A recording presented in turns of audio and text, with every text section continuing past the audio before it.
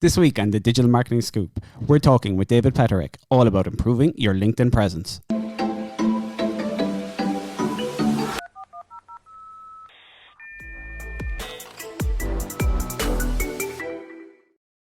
David, you're very welcome to the podcast. Welcome. Great to be here. Thank you very much for having me as a guest. You're very welcome. If you would just tell us a bit about yourself and what you do. Yeah, basically, I'm the artist formerly known as Dr. LinkedIn. LinkedIn had a little issue with me using that term, so I'm now just the doctor is in now. But basically, what I do is I help people to be three things: visible, legible, and credible on LinkedIn. And largely that takes place by either helping them to rewrite their profile, make it more effective, and reach the right audience for them. Or occasionally I'll work with organizations, so I might be doing a whole team's profiles for them, or helping them to look at their company pages and how they approach LinkedIn, or looking at their advertising. So it's mainly consulting on LinkedIn, as it were, rather than coaching people on it, and giving them a toolkit which makes them just use the tool more effectively, because it is a fantastic resource. You've got almost 700 million people at the last count are using LinkedIn. And I just help people to get their message across more effectively by looking at it objectively and giving them tools to help them get it going for themselves. Excellent. And it does seem like LinkedIn is probably one of the platforms at the moment that still has quite good organic reach, that you don't necessarily have to go through the ads platform. When say on Facebook, really, you need to be using the ads platform. But with LinkedIn, you can still get a really good reach from organically posting at the moment. Yeah, absolutely. And I think that's obviously a great benefit for people because, who wants to spend money? I'm a Scotsman, so I don't like spending money unnecessarily. One of the important things to bear in mind about the organic reach of LinkedIn is that there is still an algorithm at work. So you've still got restrictions. And, if you produce a piece of information and send it out to the world, the whole world is not going to see it. It's going to be a percentage of your network that sees it.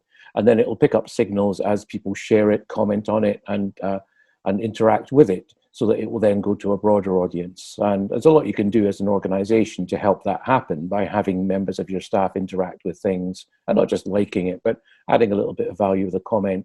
And of course, you've got to remember that every organization, even if it's quite small, has a network effect, so that, if I've got 100 contacts, you've got 100 contacts, Mark, you've got 100 contacts, then it works outwards. So by just posting something and hoping that there's some reaction to it, it's often not enough. But the key thing is you don't have to spend on advertising necessarily to get good reach. And it can obviously, you have the desired effect is kind of going viral and reaching a broader audience than might be your, original sort of network. And that's a great advantage.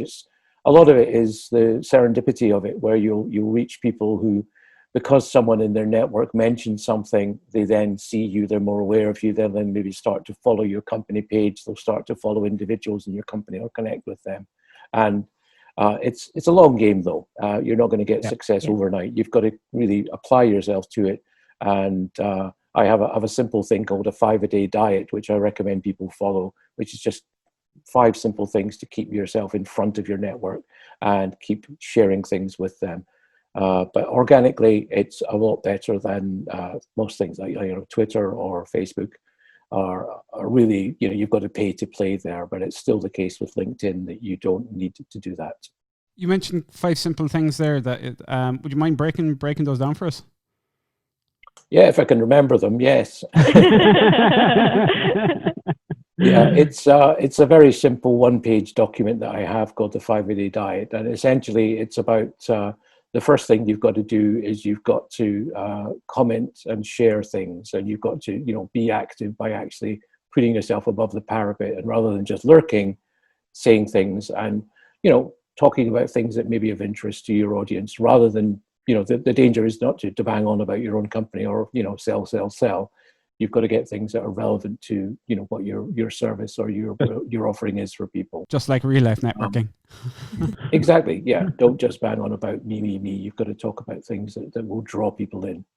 The second thing you've got to bear in mind is you've got to look at people who've looked at you. It's a very simple thing to do. When you have a LinkedIn profile, you can see who's looked at your profile. If you have a premium account, you can see up to the last 90 days of who's been looking at your account. So have a peek at what they're doing, and essentially, just reciprocate and where necessary, drop them a message or connect with them they've looked at you for some reason. So it's good to, it's just polite to just say hello back to them. It's like, again, like being a networking event, if somebody sort of says hello to you, don't be silent. Just come back and say hello to them as well, even if all it involves is looking at their profile and thinking, yeah, they're not really my customer or my target audience. Or if they are, don't sell to them, but try and interact with them, or say, yeah, I saw you looked at my profile, wondered if you'd like to connect, or here's my 5-a-day diet, maybe you'd like to have a look at that, and you might get some value from it. So have a look at people have shared, looked at your profile, then you should reciprocate and look back at them. The next thing on the 5-a-day diet, as I'm trying desperately to remember because I haven't brought it up on my screen here, is that you've got to essentially have a generosity in what you do, in that you should share other people's content and comment on and support them if they've got a new job, rather than just saying congrats.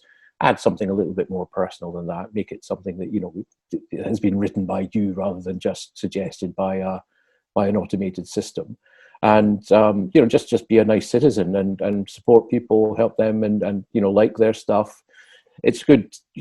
What you've got to essentially do is part of the the fourth thing is to turn up regularly and keep sharing, keep commenting, keep liking, and keep interacting with people, so that they feel that you're not just a member of their network. You're someone who cares about them. You're someone who is interested in what they're doing. And if you're interested in other people, then the hope is that they'll be interested. Yeah. The last thing to bear in mind in terms of the 5-a-day diet is just again, it's consistency, but it's excuse me. You've got to basically have an ability to I can't remember what the fifth thing is actually. I'm struggling here. I should have got this thing in front of me in the first place. You can find the 5-a-day diet anyway at mzs.es/5. That's FIVE. So that's Mike Zulu Sierra .Echo Sierra /FIVE. And it's a simple one-page document, which is 5 main things. They're basically quite straightforward. And it can take you as little as 10 minutes a day to just go through that regular regime and keep yourself visible to your network and keep people interested in what you're doing. Very good. Brilliant. I suppose a lot of the people who would listen to our podcast would be small business owners or people working within kind of small, medium-sized organizations. Sure. In terms of tips for those types of businesses with their company page, gaining traction, gaining reach, I find the company page can be quite different very much to a personal page. Yeah. What kind of tips would you have for companies, particularly in the small, medium sized enterprises? Sure. I mean, the first thing to say is that people are more interested in people than they are in companies. So you should always still have an approach where your individual members of staff are active on LinkedIn. Certainly the customer facing members of staff, your sales, marketing people, and people are more interested in following a face than following a logo. That's the first thing to say. So although it's important to have a company page, I would say that it's more important to have a good profile and to have a good presence and regularly showing up on LinkedIn. Having said that, one of the things I see most commonly with small companies is they don't actually have all the elements in place on the company page. Company pages, like most of LinkedIn, it's evolving over time. Things are changing. They're making new additions. For example, now you can see who the followers of your page are, whereas previously you just knew that you had 500 followers or 700 followers, but you didn't know who they were. What you can now do is you can go and have a look at who they are, so you can get a much better idea of what your audience is, who you're attracting, and obviously, where appropriate, please don't spam them, but you can interact with them. You can visit their profiles. You can find out more about them, and they may already be in your network. But typically what I see is an incomplete page. The key elements are obviously, there's a logo. You can also have a header image. And often I'll see people who've not quite got it at the right size or the right resolution. So it looks a little bit crappy, to say it briefly. It's important to just optimize that image so that it is the correct size for the header of LinkedIn so that it looks good on every device. The other thing that's important to look at is a strapline, which goes along with your company name. And obviously what you can do there is you can put in some keywords, or you can put in your kind of, your mission statement, if you like, and you can use up to 120 characters there. So you've got a fair amount of room to do that. But quite often I'll come across company pages where there's no strapline. So I'm looking at their logo, I'm looking at their header image, and I'm still a little bit lost as to what kind of company what do they do. How could they help me? What problem will they solve for me? So the strapline's an important thing just to add to that, so people can say, oh yeah, you provide pink widgets, and I'm in the market for pink widgets. Great, I'm on the right page here. Also, the description. You can have up to 2,000 characters in a description of your company page. And again, people often will be a bit lazy and they'll just slap something in that's on the homepage of their website. There's nothing really wrong with that, but you can make it a little bit more relevant for people. You can talk more to a business audience perhaps than a general audience. Depends if you're business to consumer or business to business. But you can have a call to action which will say, visit our website, have a look at our white paper, download this, or sign up for our mailing list. So rather than just having something which automatically takes people to the homepage, again, you can use a link which is a deep link to your website. So it can take them to an About Us page, or it can take them to signing up for some special offer that you have.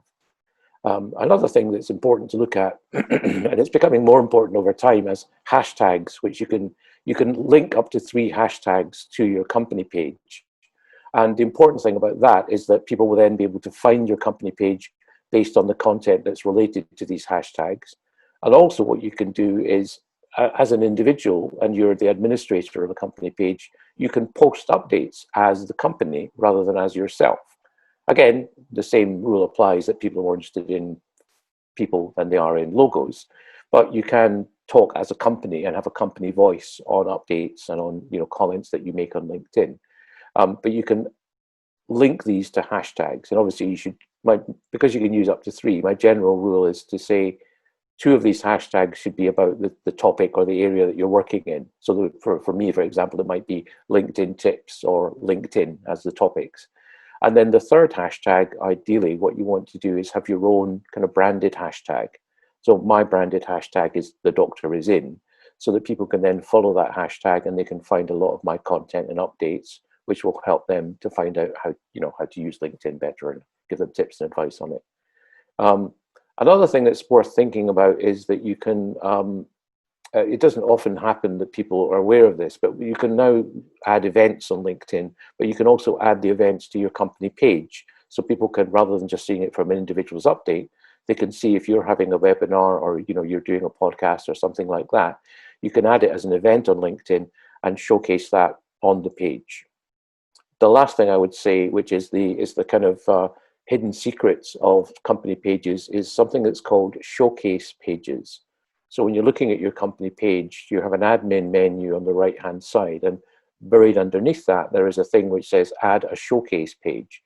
Now, a showcase page is basically just another page of information about your company, but it can be about a specific topic. So it could be, for example, about your green widgets. You're really known for your pink widgets, but you have a green widgets. And what you can also do is, because of the name of the company page that you create as a showcase, doesn't necessarily have to be including your own company name. What you can do with that is you can optimize it and use keywords, so that, for example, if you do a search on LinkedIn for LinkedIn expert speaker, for example, you're quite likely to come across my company page or my showcase page, which is just called LinkedIn expert speaker. So it's a good way of using optimization to add that, but you need to have a company page in the first place before you can add these showcase pages. But if you've got a range of different services, you can use showcase pages to pull people towards them, and they're like mini company pages in effect. The key thing, though, obviously, is to think about that in advance, so you don't have hundreds of pages which are not really being taken care of or being looked after.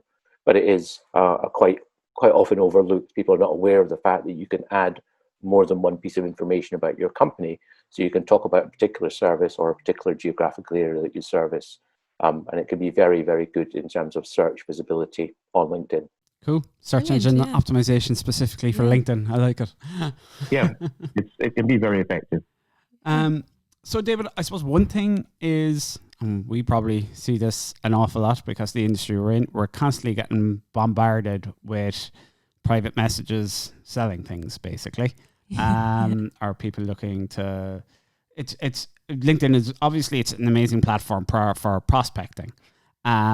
But I think the approach that a lot of businesses take to it, I think we had a previous guest who described it as walking into a bar, seeing someone you like, and asking them to marry you right away.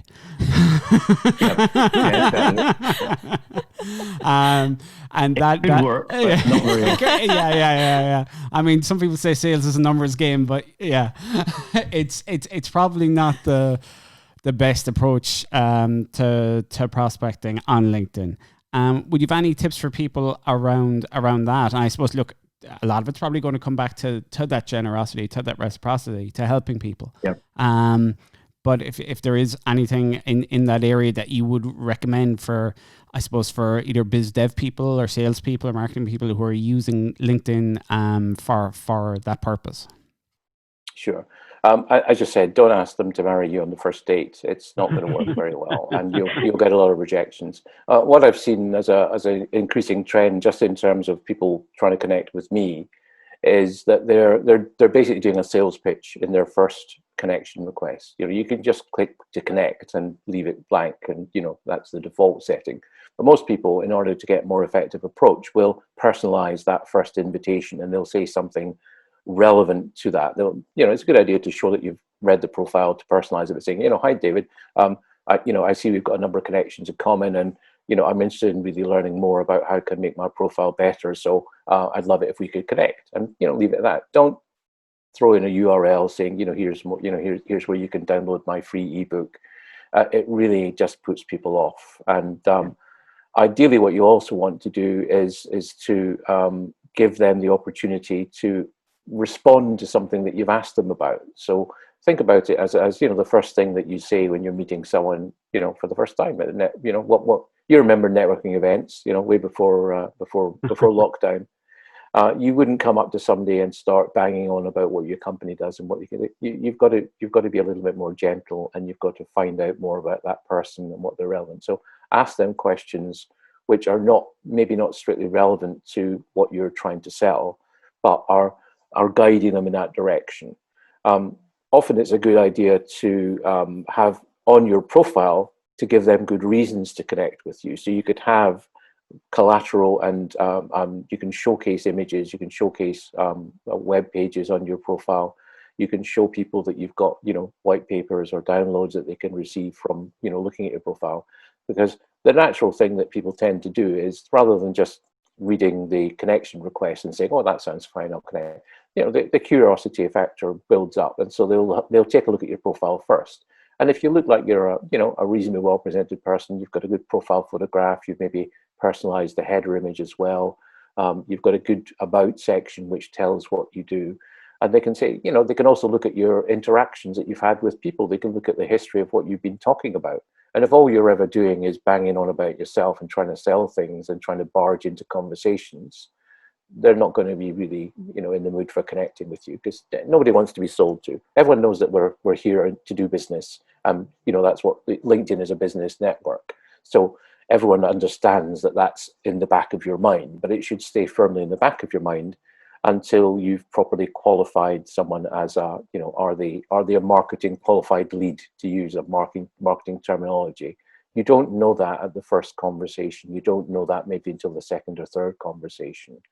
The key thing, I think, to look at from let's say from a salesperson's point of view, is to be strategic about who you connect with, and to use the search facilities that LinkedIn has in a creative way. You can save searches and rerun them, and you could almost have a sort of a standard script that you can have to connect with people. I always recommend that you do personalize the request, but you must vary that script and show that you've looked at the profile and show that you're interested in that individual. Otherwise, they'll spot it and say, it's just. There's also people sometimes make the mistake of using some automated tools to connect with people. So it's like, it'll do a search, it'll connect with 100 people automatically. Don't do it. 2 reasons. Firstly, people spot it. Secondly, it's against LinkedIn's terms and conditions, so it can get you booted off the platform. It's very tempting sometimes for people who are trying to expand their network, and they're chasing numbers and they're chasing, targets, to be seduced by these tools. But don't do it. The doctor does not recommend it. Love it. you want to finish up, Pamela, maybe a few questions Yeah, on LinkedIn ads? So we were just wondering if you could give us any advice maybe around LinkedIn advertising, any mistakes or things to avoid, and maybe there's best practices that you would recommend. Yeah. The thing about LinkedIn advertising is it's very easy to spend money. You know, it's designed to part you from your cash. It's not the best designed product in the world, I'll be quite honest. And often I'll be helping people to set up accounts because it's a little bit clunky and it's not really, clear what's going on with it. However, I would say that the best thing to do in terms of LinkedIn advertising is to first focus on what you're doing organically. Because a lot of the advertising material that you can use on LinkedIn will be based on company updates or personal updates. And, you can see what's performing or not performing by looking at the track record of interactions that you get with that. So the first thing I would say about LinkedIn advertising is first look at what you've been doing and what has been succeeding, and then think about putting that content into your advertising campaign. The second thing I would say is to do little small tests. One of the most common mistakes I see with people is that they try to advertise to everyone on LinkedIn. Rather than saying, okay, everyone is my target audience, it depends on what your product or your service is. But what I always recommend people do is they narrow that down, even if they just do it and say, okay, I'm just going to sell this to people in Bradford, and I'm only going to look for people in Bradford.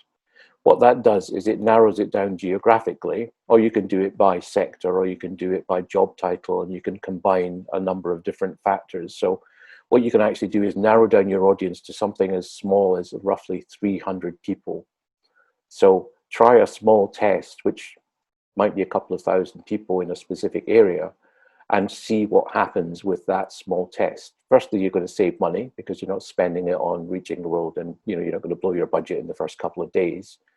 Secondly, it will let you see what kind of responsiveness you're going to be getting. And one thing I also recommend that you do is a sort of third part of the, using LinkedIn advertising is that you always do A/B tests. In other words, you have a different headline, but the same content and the same image. And you do another version of the advert and you run them against each other to see which one performs best. When you find what's performing best, you say, okay, we'll use that for our advertising, and then keep testing that again. You might have a different call to action. You might have a different color of, graphic or button on it. Keep testing until you find the content that's performing the best, and then spend more money on that, either by increasing your audience size or by increasing the amount that you're spending or you're bidding for. In terms of how much you pay for LinkedIn advertising, it is generally expensive. You can get better. Well, you can spend less money to get visitors to your website if you use something like Google Ads or Facebook advertising. But you're reaching a more defined audience within LinkedIn. And the key thing is to define that audience first and think about your customer personas and say, who are we trying to reach here?